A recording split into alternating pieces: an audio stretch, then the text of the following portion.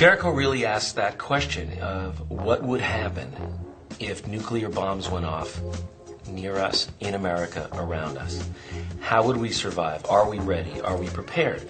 Those are the big issues. But the real issues in the show are smaller than that on an individual level.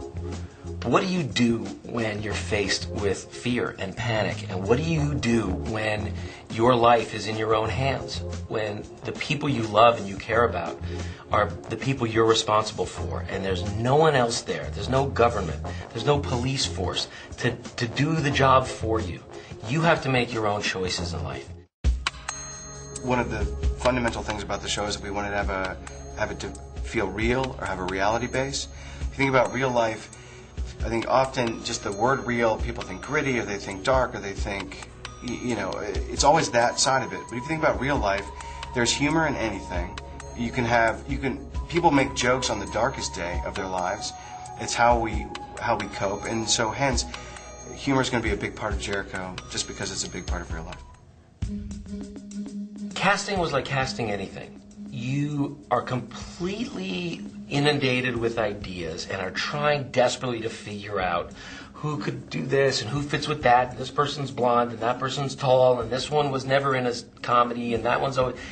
And by the time you're done making 50 panicked, nervous decisions, you feel like there's no way there could ever be any other cast besides this cast. Sure.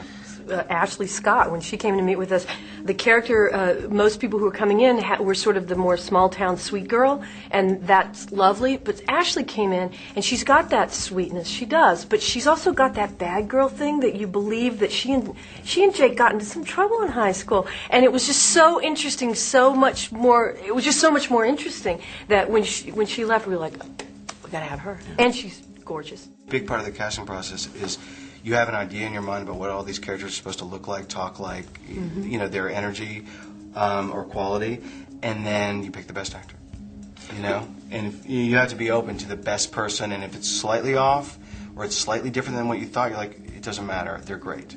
We're very excited about the digital storyline.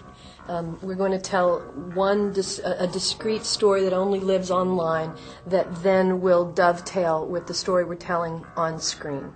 And we will find certain points where that will happen, and people who pay close attention will see things on the digital storyline that they will see in the on-screen story, and they'll understand there's a connection there.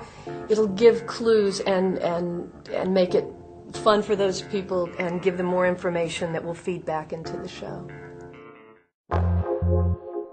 It often comes up the question, do you want people to be able to interact with the show, maybe affect the outcome? And as we've seen with American Idol, people love that. I think people hate that, to tell you the truth.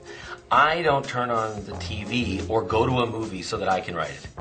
I'm really happy someone else did all this work. Tell me a great story. Yes. Tell me some great history of someone. Tell me about a love story. Tell me how people survive. Don't make me do it. That's not fun. That's why I'm watching the show. I'm turning on my TV to find out what happened, not to decide.